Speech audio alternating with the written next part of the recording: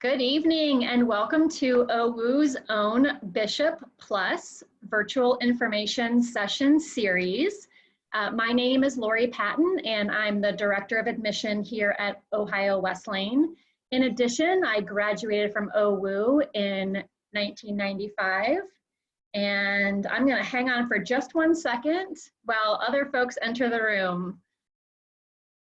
Sorry for jumping the gun there for those of you who are already in. We'll give folks just a couple of minutes.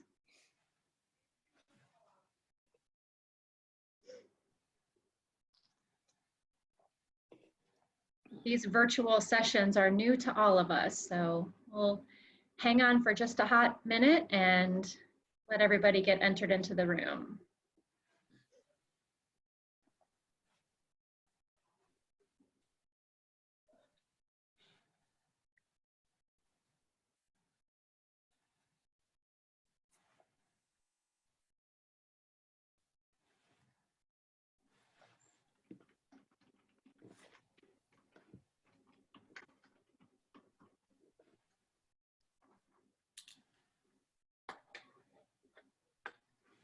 Looks like we still have a few folks joining.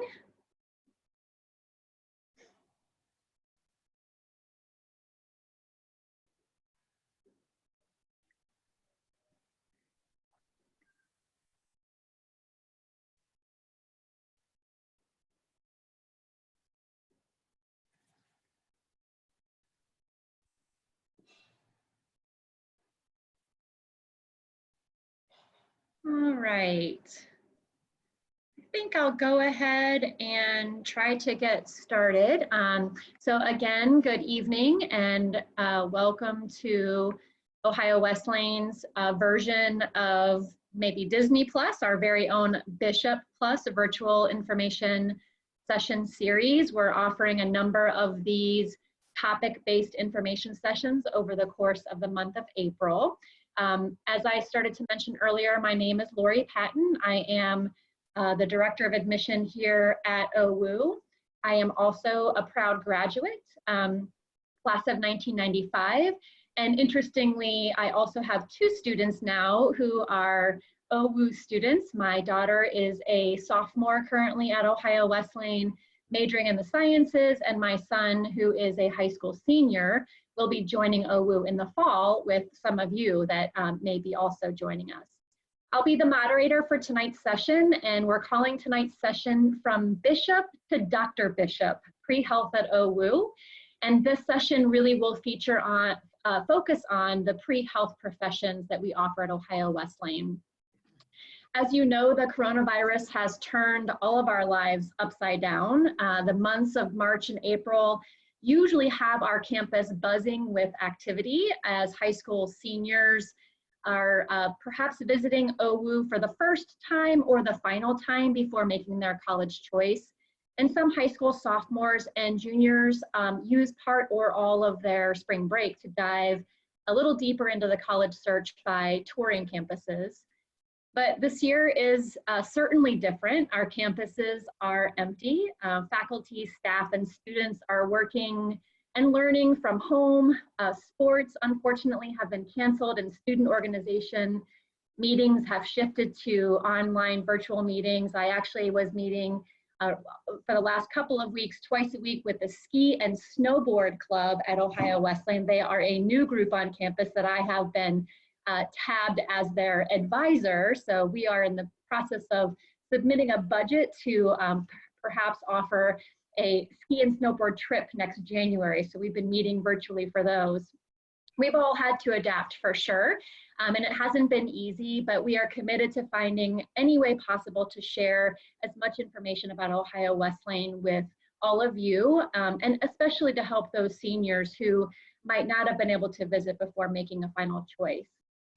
So again, tonight's session, as the title suggests, is about pre-health professions at OWU. And joining me tonight is Dr. David Markwardt. Dr. Markwardt is actually a professor of zoology, and he's also the pre-health professions advisor.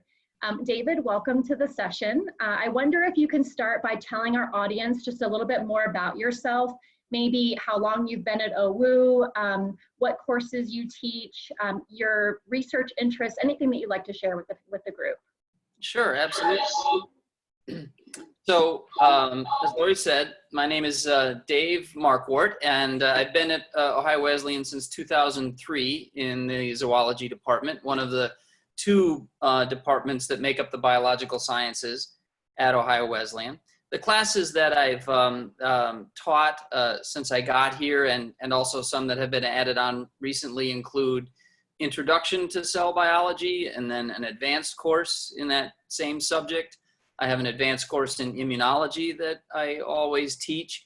I also teach a new course that for the last 2 or 3 years on cancer biology, which is actually offered primarily for non-majors.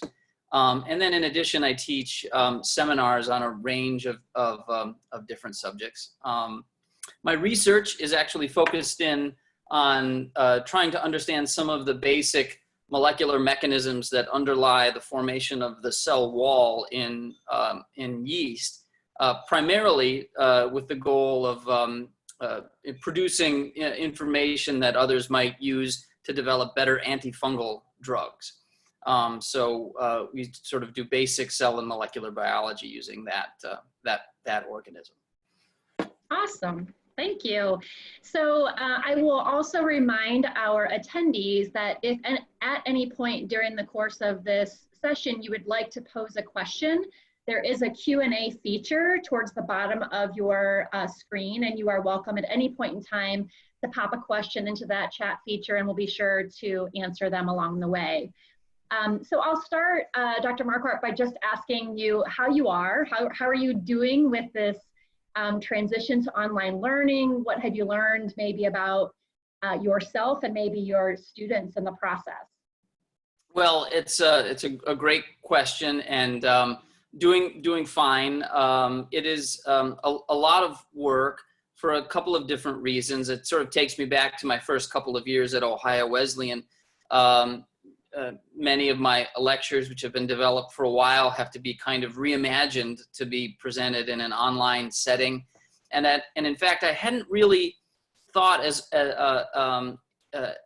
about how much I interact with students, even during the course of a kind of a normal and conventional lecture. There's an awful lot of give and take that now is much harder to do. I've been offering my lectures asynchronously, like many faculty, because it makes it a lot easier for students to do it that way. But I realize that any small adjustment or change to the lecture or the feedback that I normally get has to be done through email and through other kinds of mechanisms. So it's been a real learning experience. One of the things that's been interesting is trying to develop labs to be offered online.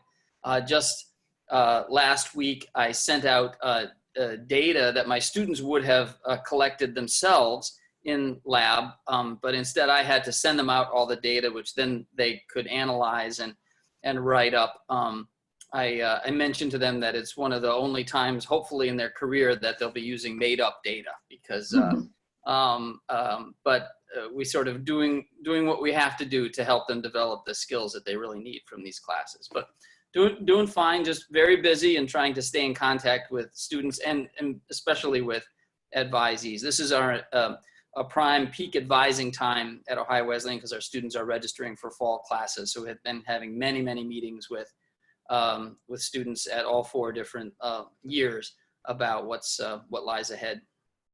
Awesome. I'm glad you mentioned the lab experience. I was going to ask how that was going. It must be a challenge to try to administer those virtually as well.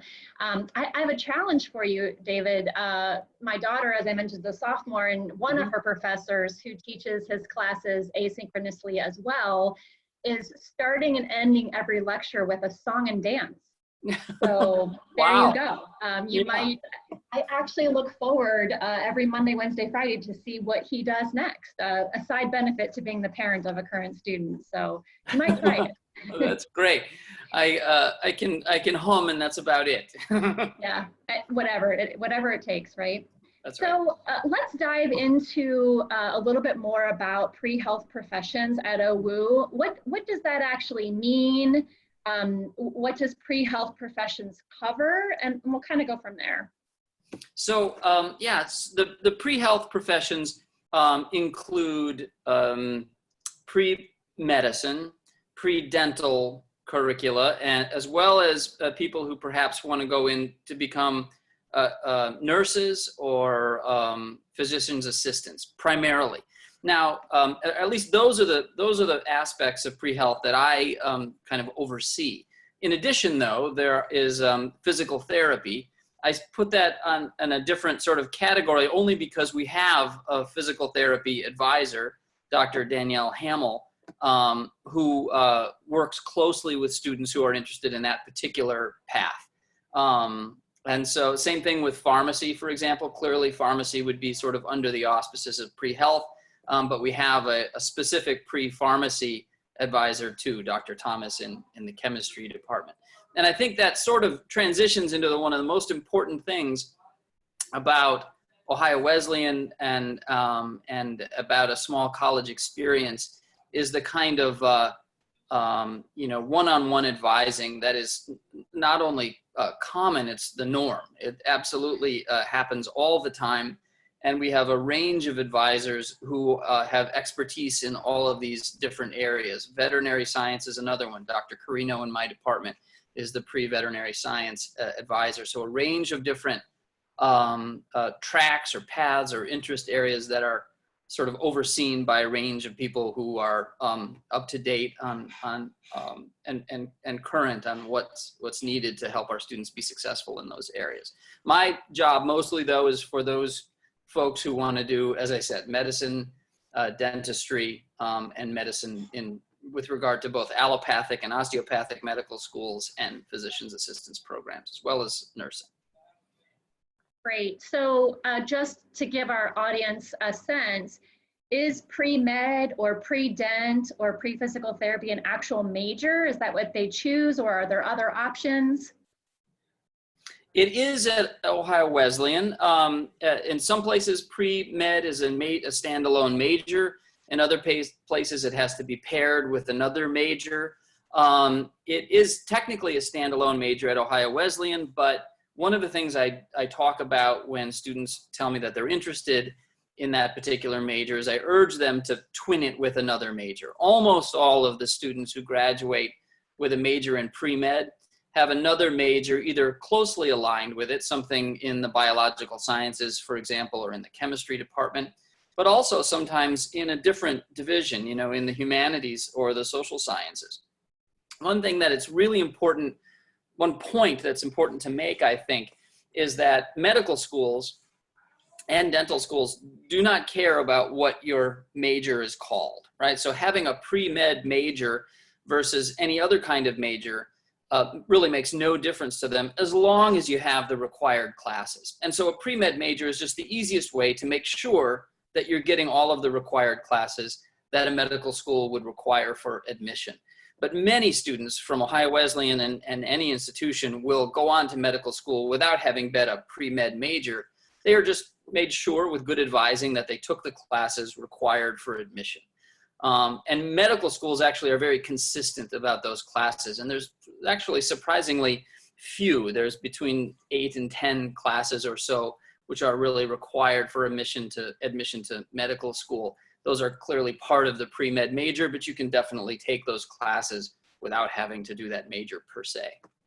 Okay, great. So I do have a question from our audience that relates somewhat to this. It's a little bit more skewed towards pre-vet. And I realize you indicated earlier that Dr. Carino is our pre-vet guru, but perhaps your involvement in the department, you may be able to answer this. Sure. So what major do you need to major in to be in the vet science track or pre-vet? How do you best prepare for veterinary science? So the sort of, I think the catch-all major, the major that is probably the best for certainly for veterinary science and also for a lot of other areas in this general field is what's called the pre-professional track within our department, the zoology department. That particular track or major has been designed, the curriculum has been designed to satisfy the requirements not only of medical school actually, but also of graduate programs in biomedical research, for example, or in biology, and also in to get into veterinary, to vet school. No single major, save for medical school, will satisfy every requirement from every school. And so that really goes back to another one of the most important points to remember, is that good advising from the get-go, right from the beginning, is really important, because as students move through, let's say, a track going towards vet school, they'll want to talk with Dr. Carino about which schools they're most interested in applying to. There's not all that many vet schools actually nationwide. And so they would identify the ones that they would be focusing in on, and then Dr. Carino would make sure that the classes they need to get into those particular schools have been taken. Another good example kind of related to that is going to dental school. Dental schools kind of vary sort of widely. I was just on a Zoom chat today with a student who'll be applying to a dental school. And I was going through some of the requirements. One institution required microbiology, another one didn't. So sometimes the requirements are really specific and are variable for the institution. And again, that's just sort of working with your advisor and knowing about the sort of places that you want to go. Okay, great. So you sort of answered this as well, and I'm guessing it's the same for pre-vet.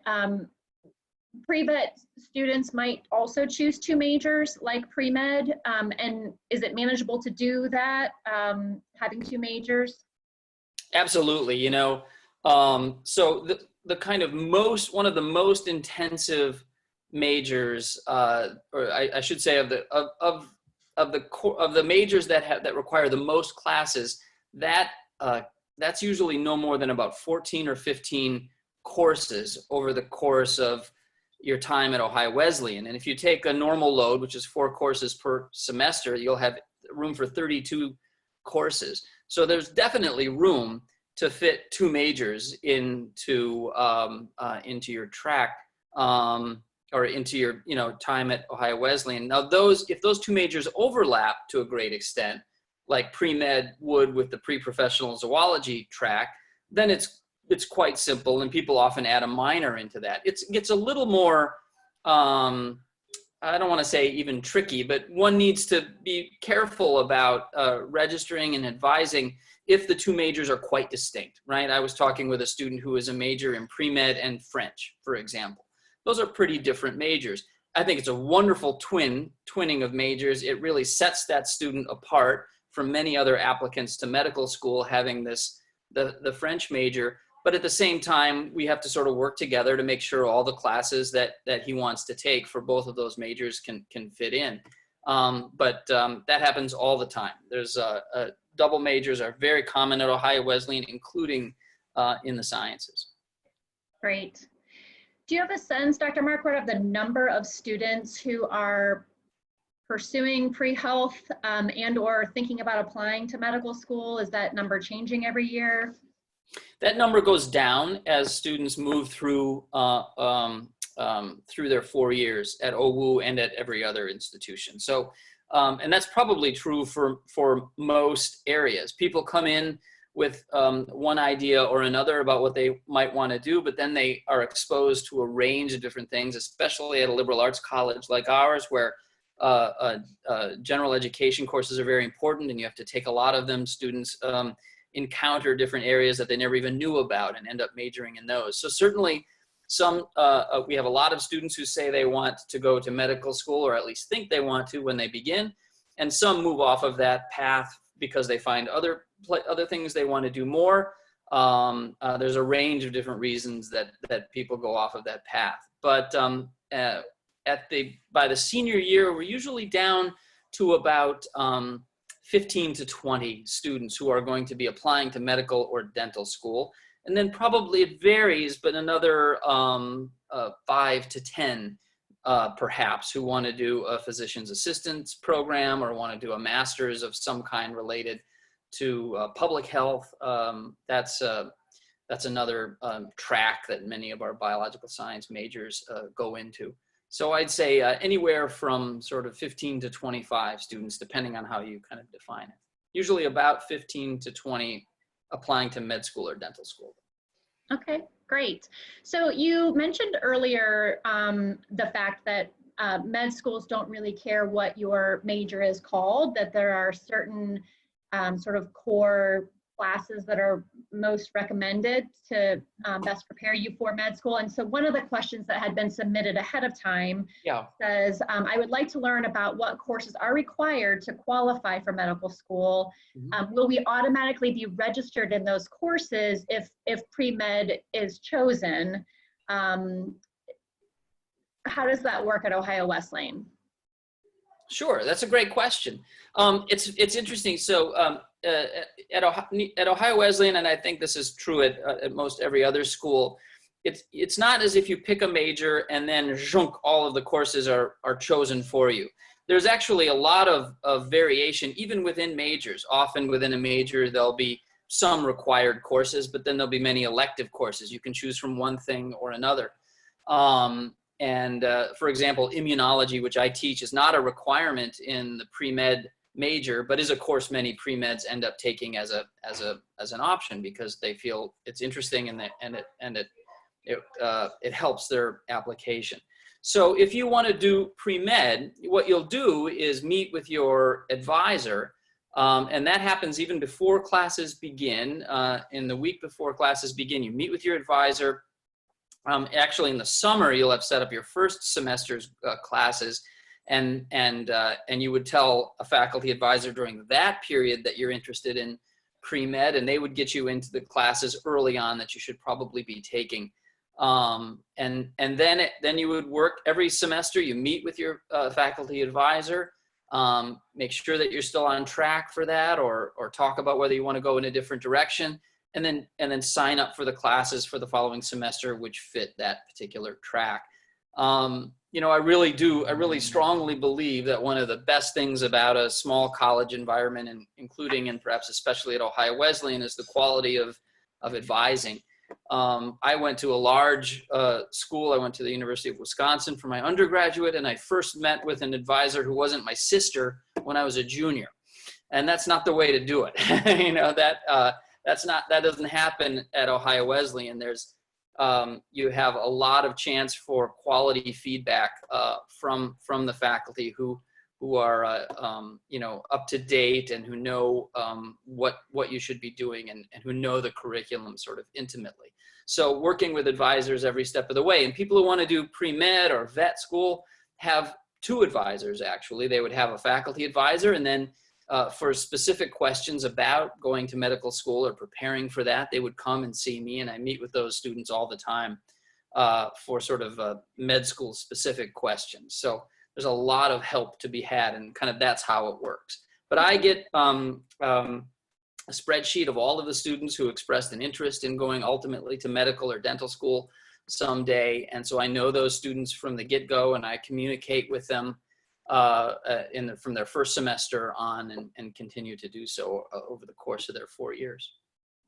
So if I came into Ohio Wesleyan thinking I wanted to do pre-med, what might my first semester or first year look like as far as science-based? What would keep me on track to take freshman year? One of the nice things about Ohio Wesleyan, and one of the important things I think to emphasize to incoming students, is that it's really pretty hard to get way off track in the first year, right? We have a range of general education requirements out there, and while there is certainly classes that are commonly taken by students who are on that track, those would include general chemistry, in the first semester, perhaps introduction to cell biology in that first semester as well. Or maybe instead of that, calculus in that first semester. It really depends on what kind of record the student is coming in with. Those are common classes to take, but it's really important to remember, I think students can sometimes be a little bit nervous about what you said about getting off track, when in fact, that's difficult to do in the first year. You can take a wide range of courses, and they will count towards your ultimate graduation in some way. I think that a real question, though, is, or one point to be made is if a student intends to go on to medical school immediately after undergrad. If that's the case, then they need to take their MCAT no later than April or May of their junior year. And to take the MCAT, there's a set of courses that really you need to take to prepare for it. Most importantly, biochemistry and human physiology, probably the two most important classes to take to get ready for the MCAT. Biochemistry can only be taken if organic chemistry is taken, and that can only be taken if general chemistry is taken. So you need to get on that particular track in order to be ready. If you're not going to go immediately on to medical school, you're going to take a year in between undergrad and med school, then you can take biochemistry in your senior year, and that means taking general chemistry in the sophomore year is perfectly fine. That's another conversation I have with a lot of pre-meds about that gap year, or that year between undergrad and med school, one or more years. It's becoming the rule, actually. Not everybody takes a year, but I think more people take a year than don't take a year these days, for a wide variety of reasons. Some to get experience, some to do sort of shadowing, some to be able to prepare for the MCAT appropriately. There's a range of different reasons why people might want to take a year in between undergrad and med school. But that's something that I talk about with a lot of students. And there's no one right decision. For some, it's right to go right on. For others, taking a little time is totally appropriate. Great. I'm glad you mentioned that. That was going to be one of my questions. I wonder if from your experience, are there classes outside of the sciences that you think are particularly helpful for students to take to best prepare for med school or dental school? I don't know if there would be, but there are. There absolutely are, and there's a range of them, and even more so in the last few years. One of the and what I'm thinking of is psychology and sociology. So psychology and sociology now have their own component on the MCAT, which is an extraordinarily important standardized test for getting into medical school. And so we really urge our pre-meds and pre-dents to take one or more sociology and or psychology classes to just in a basic way to prepare for the MCAT, but also because those classes, I think, make you a better physician ultimately, really understanding what's going on from the patient's perspective in a variety of different ways. So those two courses are taken by a lot of pre-meds for that particular reason. There are other classes, though, that you might not think of. So, for example, I'm often urging my pre-meds to satisfy their humanities general education requirement with a course in the philosophy department on critical thinking. This critical thinking course taught by our Dr. Aaron Flynn is a wonderful course for putting into practice the things that we're trying to teach in the sciences in a slightly different way. I think any class that requires writing, especially non-technical writing, a lot of science writing is sort of the technical variety, but non-technical writing courses, of which there are many at Ohio Wesleyan, are really important for preparation. You know, writing the personal essay for getting into medical school is a really important component of that application.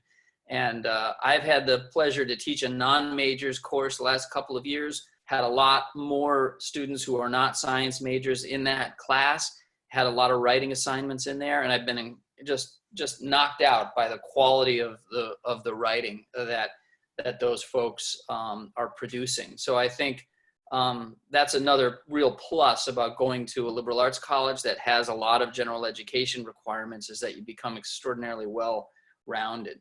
So there are courses in public health as well. There's courses in health psychology within our psychology department. It's a great class for pre-meds. And increasingly, though, medical schools are telling us as advisors that they really want sort of well-rounded students who are curious and who have a strong sort of intellectual habits that can come out of a wide variety of different classes, which may not be obviously linked to any preparations for being a physician. Just doing well and studying deeply and developing the habits of mind that are required in so many different disciplines will ultimately benefit our students. We had a successful pre-med applicant who was a double major in fine arts. So fine arts pre-med double major. That's not a common one, but I think it was one of the reasons that she was accepted, because she had this, really great letters from her fine arts faculty and this really, a clear demonstration of a creative and engaged mind. Those kinds of things are a real plus. Great. We do have some questions coming in from the audience, so I'm going to try to post some of them along with some of the ones that we'll get to additional topics. But Lily wants to know, is the MCAT hard to pass? Can you tell us a little bit more about that process? Yeah, that's a great question. Is that Lily? Yes. Yeah, so good question, Lily. It's not a test that you pass or fail. You simply get a score on it. But your point is a good one. It is a test which is not, it is not easy to achieve the score that you need to get into most medical schools. It takes, and it's not the kind of test that you can just sort of bone up on over the course of a couple of weekends. I tell my pre-meds that the MCAT, taking the MCAT, let's say in May of the junior year, common time that people take the MCAT, I tell them to think of the studying for that test as its own separate course in that spring semester. And in fact, I try to advise them and work with them so that they can develop a schedule that has a little room in it for that kind of study. Maybe that spring semester is not the semester to have multiple lab courses. If we can have only a single lab course in that spring, that'll open up a little more time for the study towards that test. It's a standardized test. It has there are certain things on it that you're preparing for in your pre-med or science-based curriculum. It's not the hardest test in the world, but it's rigorous and it's a long day. It's not I don't think it would be useful to sugarcoat it. But if you are doing well in your courses, you're developing the skills that'll allow you to be successful in taking that MCAT for sure. So are students taking the MCAT in the spring of their junior year, regardless of whether or not they take a gap year, or might they take it later if they're taking a gap year?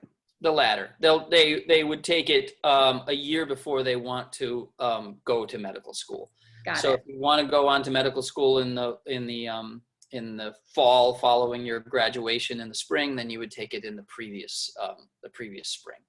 Got it. But yeah, so and a lot of people put off taking it because you're sort of missing almost a full year, at least half a year of classes, which are part of getting ready to do well on the MCAT if you take it in the junior year. So students that's one of the reasons that they delay.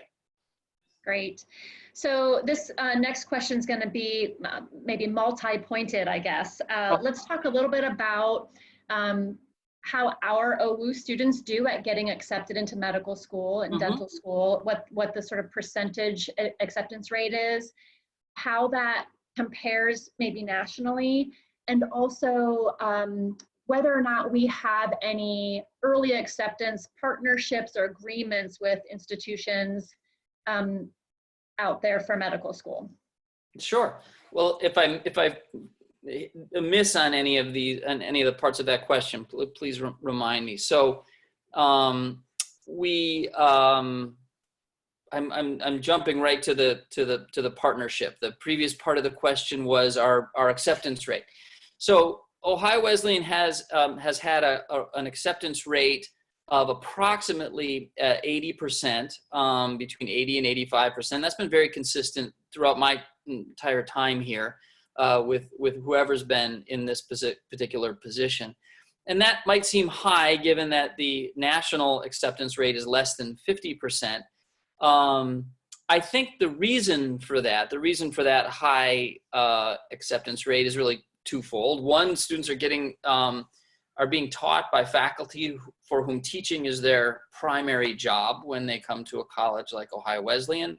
They go to other schools, they'll be taking especially introductory courses like intro cell biology, often from graduate students, for example, or from faculty who are primarily focused on research. And it turns out that a lot of what's on the MCAT is actually from material that you take in your first 2 years of undergraduate, typically, of your undergraduate time. And so that's one of the reasons that I think our students do well is that they're doing well on the MCAT, and that has a lot to do with getting in, and that's because they're getting good instruction. But I think it's important to note too that we've got a small student body and we've got a lot of these advisors, and so our students are getting this kind of a very close advising throughout the process. And it's very rare that someone will sort of pop up and apply to medical school who I haven't been in contact with or I didn't sort of know about from our school. A different school, a school like Ohio State, which actually has a full staff for pre-med advising, there's a lot of students in a big school like that who never talk to an advisor their entire time, and they just go on and apply. And they're free to do that. You don't have to talk to an advisor in order to apply to medical school. But your chances go way down if you don't, because advisors can give you all sorts of advice about what to take, when to take, how to strengthen your application. So I think that's one of the reasons, is that so many students nationally are applying to medical school without the sort of proper preparation and without the proper advice, and then they're not successful, and so that lowers the acceptance rate. Whereas the students from Ohio Wesleyan are getting that advice and are sort of on our radar and are doing everything correctly to put themselves in a good position to be successful. And I think some students who aren't producing grades, for example, which will get them into medical schools essentially anywhere, we have honest conversations about that, and we talk about going on different paths, and we talk about other majors which will satisfy their interest in healthcare. And so on. But again, it all comes from having that kind of contact with their primary faculty advisor or me or whoever it is that they're working with. I think that has a lot to do with that relatively excellent acceptance rate.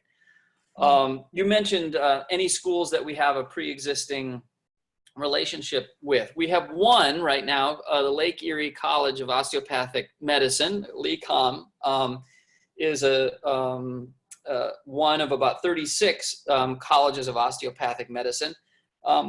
It might be worthwhile to talk a little bit about these kinds of schools. So you get an MD from what's called an allopathic medical school, and you get an OD, or a DO, I should say, from an osteopathic medical school. And they used to be a little bit more different, in fact, than they are now. So osteopathic degree, when you get a DO after going to a school like that, you can prescribe, do surgery, do everything that you can do with an MD. In fact, an MD and a DO are becoming increasingly interchangeable.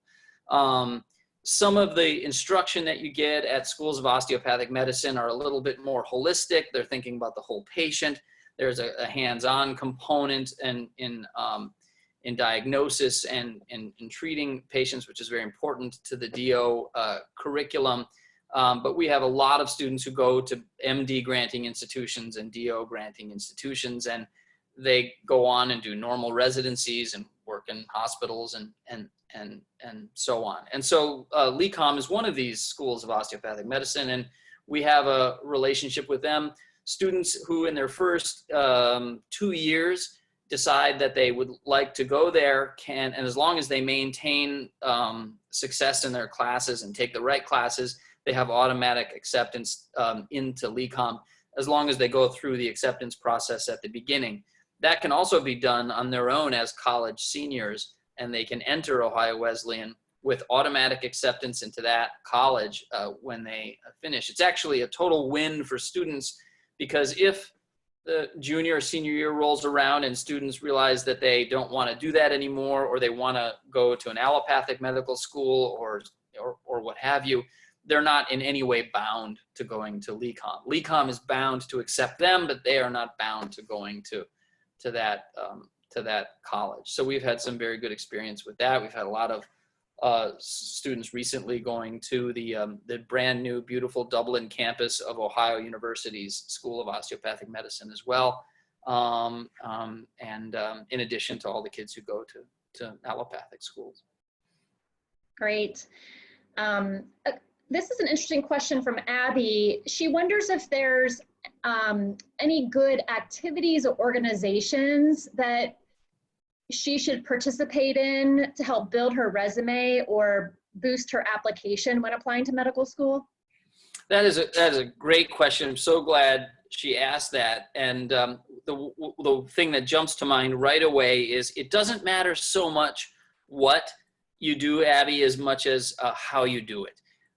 We see again and again that students who have a broad set of experiences, which are all on the surface, do less well than those students who have a more narrow set of interests that they do a little bit more deeply. So what I think the upshot is, whatever you choose, devote some real time to that, devote some, work your way up and become a leader in that club or organization.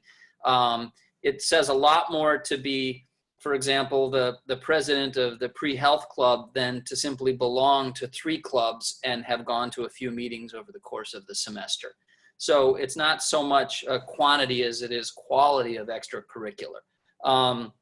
There are a range of different clubs on campus that a lot of pre-meds do. I mentioned one of those. One thing, though, that we've been hearing a lot from admissions counselors at medical schools is the importance of volunteer work. So many students will do what are called shadowing experiences with physicians. Shadowing is fine. It's not a negative by any stretch, but shadowing is really more for the applicant, in the sense that it tells you, do you want to do what doctors do? And you follow along with a physician. Any kind of shadowing experience is mostly seeing how it works on a day-to-day basis. But that's mostly for the applicant. You're there to watch and to learn. Volunteering is taking time out of your own life, saying no to a lot of other things which are fun and which you may rather do to help others. And ultimately, that's what medicine is about, helping others. And admissions counselors are telling us that sort of not just a few hours here or there, but a consistent, demonstrated record of volunteer work within a children's hospital, within a senior citizen's home, within any place in which care has to be offered to other people, is really an important part of the application. And it's something that I think that sometimes students forget about. They think about research, which is great and important. They think about doing internships in the summer. They think about shadowing, but sometimes don't remember that that simply volunteering at a hospital or another place like it is a really valuable kind of extracurricular activity, especially if you do it for the long term and really show a commitment in that regard. So speaking of volunteering and internships and sort of hands-on experiences, can you talk a little bit about what you've seen some of our students doing, either in the Delaware, Columbus area, maybe back at their hometowns, and also if you have any knowledge about those opportunities for pre-vet students? We have a question from Lindsay about whether or not we work with any vet hospitals or humane society, things of that nature. So I'll since it's on my mind, I'll talk about the pre-vet a little bit. Our department, the zoology department, has a great relationship with both the Columbus Zoo. Many students do internships at the Columbus Zoo, and we have a great faculty liaison, Dr. Shayla Hankeson, who kind of runs that for us, and many students who are just getting a zoology degree do internships there, but so do many students who want to go on to vet school. Dr. Carino has fostered relationships with a number of different veterinarians in the Delaware area, because vet school really does require a lot of shadowing. To get into vet school, you really need to work with a vet. And in vet school, a little bit more so than med school, that kind of experience can really, really help your application. In medical school, if your grades aren't quite where they need to be, that can really be a roadblock. But in vet school, if your grades aren't quite where they need to be, you can overcome that by demonstrating a real commitment and working with vets. And so Dr. Carino can help our students get those kinds of experiences. You mentioned other kinds of internships and research experiences. We have had students go to a couple of places, working at Mayo Clinic with an OWU alum who had a long-time research program there that's still running. He's now an emeritus professor, but we have essentially a position at Mayo Clinic with a funded REU that our students have participated in. Especially, this is sort of held out for students who have an interest in pre-med. Very similar kind of position at the University of Texas at Houston, with another alum who's been very generous to the university. And so students have gone to those places, have been very productive, produced publications, got their names on publications, have been co-authors on manuscripts, which have helped them get into both graduate school and medical school. And then we have a range of other REUs that our students are being well prepared. I have a student who's doing research in my lab, got accepted into a really prestigious REU at Stanford University this summer. We're still crossing our fingers that that's going to happen. We don't know if it will or not, but I think that's one important point to make, is that getting the kinds of contacts with faculty at Ohio Wesleyan, they can help you get these sort of off-campus internships and research experiences that are very, very competitive, but look very good on an application. So in addition, in terms of the vet question, we have a great relationship with the wildlife rehabilitation clinic very near campus, and we've placed students for training there, and that's wonderful training for pre-vet, any kind of wildlife rehab clinic. That's what I did actually as an undergrad. When I thought I was going to be a veterinarian for a while, I worked at a wildlife rehab clinic. And so, yeah, there's a lot of these opportunities for students, but it can be a little overwhelming. Like, what do I do? Where do I, and I think I'm always coming back to the sort of calm and informative sort of relationship that you generate with your faculty advisor, helping you get these opportunities. Great. Just one quick point of clarification. For those who don't know what REU stands for, can you talk about that a little bit? And also maybe whether or not pre-meds, well, a couple of questions, whether or not pre-med students do our own summer science research program, and do students work or intern at our local hospital? So great questions. An REU stands for Research Experience for Undergraduate, and almost every major institution, a sort of PhD granting institution, has multiple such programs going on every summer. And Ohio Wesleyan is lucky to have one as well, called the Summer Science Research Program. And yes, absolutely, we have students who get accepted to both Ohio Wesleyan's summer research program as well as research programs at other institutions who have gone on to medical school. There's usually a range of between 10 to 15 faculty members who are offering full-time projects.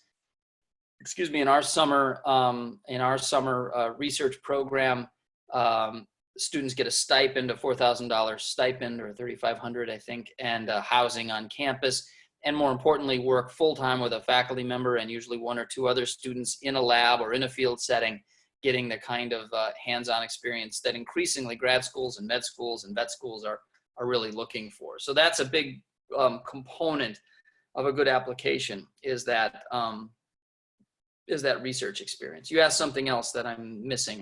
Local hospital internships. Yeah, local hospital, right. The Ohio Wesleyan has a long running program at Grady, our local hospital, called the Grady Practicum. And this is an internship that happens during the semester.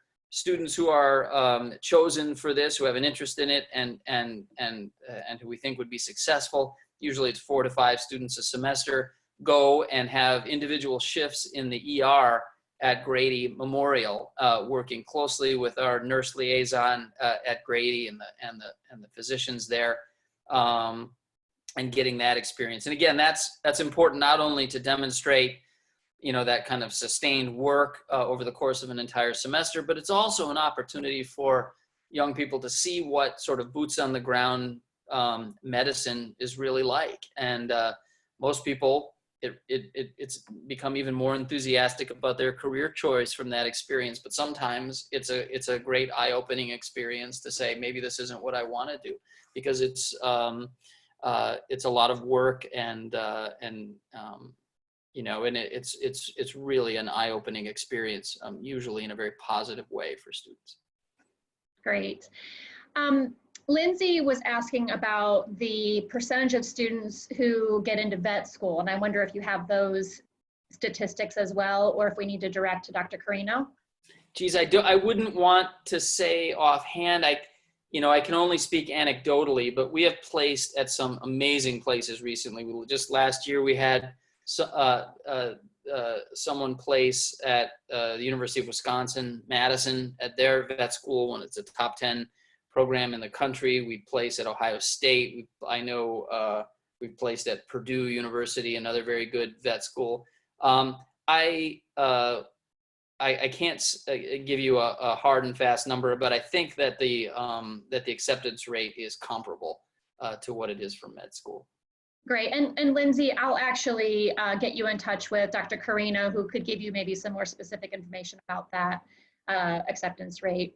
This one, I don't know, David, if you'll be able to talk about this directly or not. Maybe we can refer to some current pre-med students, but the question revolves around how does students balance jobs, internships, extracurriculars, and a rigorous pre-med program? Do you have a sense of that from your perspective?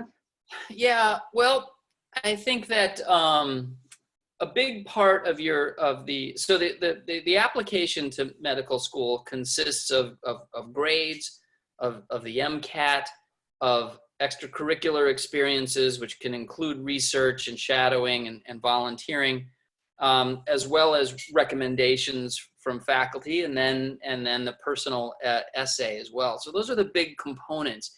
And I think it's really great question, because it's really important to maintain a very clear idea about what med schools require.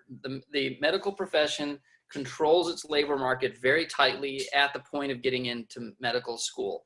They have a lot of applicants for a limited number of spots, and so they can do that.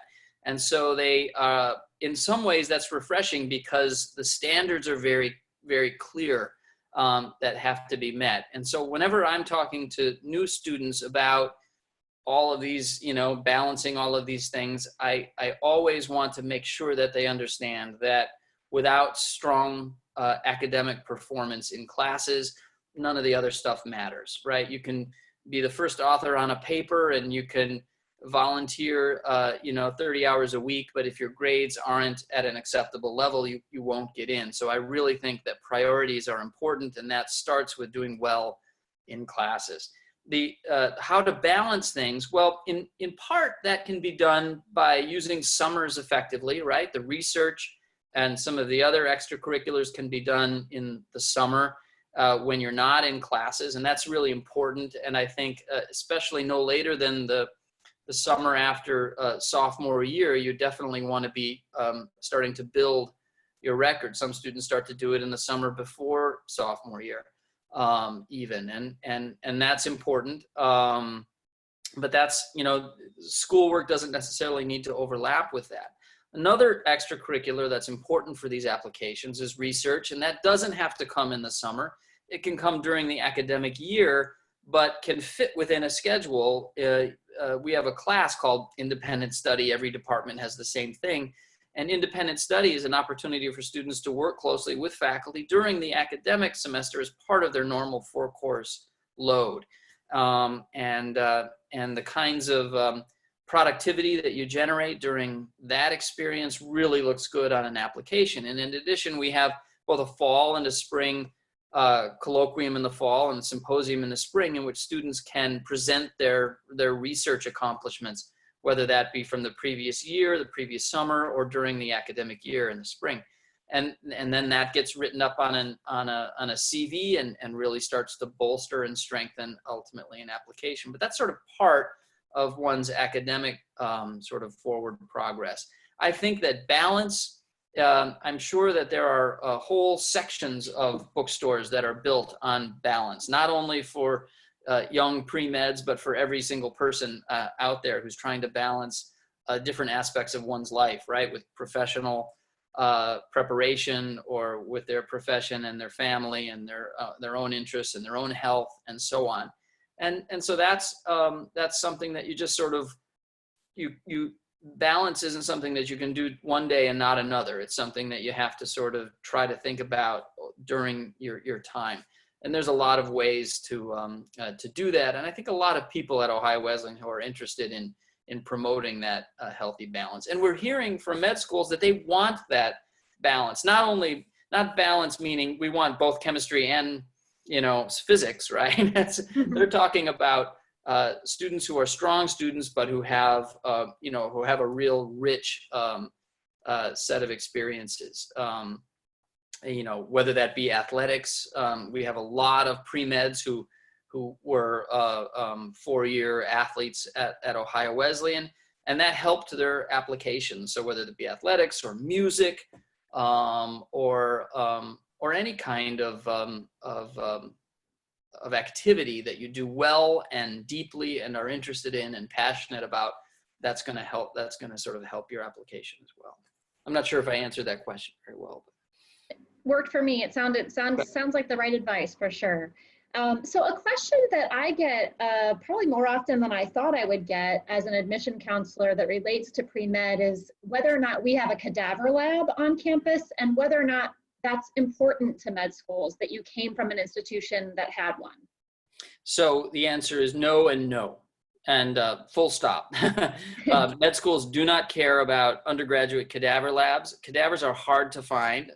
Med schools struggle to get them for there, and that's when you really need to be learning on a cadaver, is when you are in med school. Human anatomy is a class which I think many pre-meds take, although it's never a requirement. I've never seen it as a requirement for any med school. It's not always offered at the undergraduate level, but we do offer it, and many schools do, and it's an appropriate class and looks good on an application and will prepare you nicely for that same class when you start in medical school. But a cadaver lab just isn't something certainly that we have, or I think that most schools really have at the undergraduate level. It's just, it's not really, my opinion, it's not even appropriate. I don't think students are in a position in which you would want to be using this really precious resource, this gift that someone has given in a way that isn't most effective. And that's really for students who are training to be doctors. And if you had cadaver labs in an undergraduate lab, you would have a lot of people who weren't going to end up being doctors working on them. And I don't think we can really afford that. I don't think it's appropriate. That's a great point. So Caleb, who is a high school junior, was asking some questions about the LECOM connection. I know you talked a little bit about that earlier. Caleb, I can send you some additional information as well, but I wonder, David, if you could talk about maybe this year's applicant pool and perhaps last year. Where are some of our students applying, or where did they get into in previous year or two? Sure. So you mean just generally from the folks going to medical school? Yeah. There's a range. I was just looking on I sort of have access. I kind of keep track of all of our applicants, about where they are and what they're doing. Some of our nice placements just this last year have been the University of Cincinnati. We placed at the University, or at Indiana University. The University of Texas in San Antonio was a third placement. All allopathic medical schools. We had a number of placements. I think 3 students are going to the Ohio University School of Osteopathic Medicine, all 3 at the new Dublin campus. This Dublin campus, Dublin, Ohio, quite close to Delaware and to Columbus, is a brand new campus with a really modern sort of approach to medical education. I think our students are really getting having a great opportunity there, and that's been a real positive draw. In more sort of going back a little bit more, I only took over as the pre-med advisor just this last year, so I don't have a lot of archival history, although I know we've placed at really excellent institutions, including the best in the country, Johns Hopkins and Yale, to name a few. Ohio State, always have 1 or 2 students going to Ohio State as well. So a range of different places. And one thing that I should mention is that many people will, apply and not get into medical school. It's very common to do that in their first application. They'll then go get some experience, perhaps retake the MCAT, do what they do, and then apply again. And so I'm in contact all the time. This week I've been in contact with 3 people who graduated, 1 last year and 2 years ago, who are reapplying this year to medical school. And I have all of their records and will continue to write letters for them and so on. And that kind of, that sort of returning to reapply and getting advice that's sort of specific for that activity is really common, and we have many students who, if they don't get in the first year, usually get in the second. So when we talk about an 80% application rate, it's 80% of the people who wanted to get into med school do after 3 to 4 years, mostly within 2 years, some within 3. Although just this last year, we had a student who I had quite some time ago, and after 9 years, she had just got accepted to medical school. She went and got a master's and was doing other things in her life, and then went back and really put her nose to the grindstone and just got accepted. So we're excited about that as well. That's great. That's awesome. Well, I am looking at the time. We have actually gone over our allotted hour. This has been really great and super helpful. And Dr. Markwardt, I appreciate your willingness to take time to share with our guests this evening.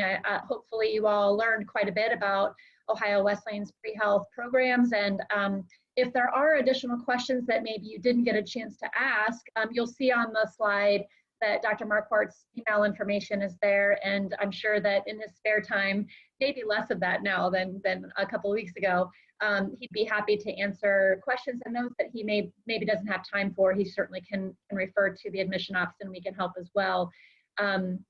I'll remind our guests that we have additional sessions like this coming up again throughout the month of April. So if you have additional opportunities that you'd like to connect with us, we will be offering additional sessions on various topics.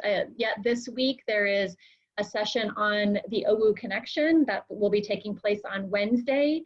Our president, Dr. Rock Jones, will be offering a session this Thursday evening with a couple of sets of current student parents talking about what it's like to have their child here, and Dr. Jones, Rock will be available to answer questions as well. Next week we have a session on our business and economics program, as well as our zoology program.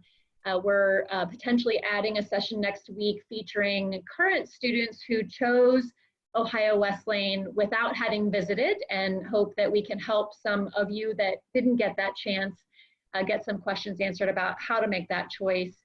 And then we're actually repeating some of the sessions we offered last week again at the end of April. So you can check out that listing on our Bishop Plus site on the website, and we do hope that you'll come back and learn more about Ohio Wesleyan.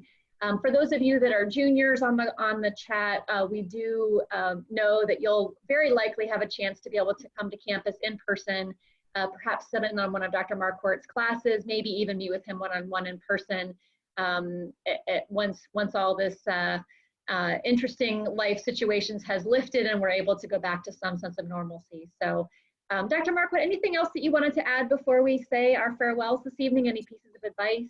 Well, I just wanted to echo your comment about contacting me if you have any questions. If you're at all like me, I come up with most of my questions a day after I meet with somebody in the shower or something, and I like, oh gosh, I should have said that. So please contact me. And actually, I've had 2 or 3 Zoom meetings with prospective students this in the last month, and I'm happy to do that. And in fact, Zoom, we're all becoming sort of experts in it now. It's much easier to do than it was the first couple of times. So I'm really happy to meet and to chat and to answer any other questions that that you might have. And also, sort of aligned with what Lori said, hook you up with some really great students, pre-med students who are have been accepted or who are applying for medical school right now, and they offer a really unique and wonderful perspective on their education as well. Great. Awesome. Thank you so much, Dr. Markwardt. Thank you Okay. to our audience for joining us today, and we will sign off and hopefully see you all on campus soon. Take care. Great. Thanks. Bye. Bye.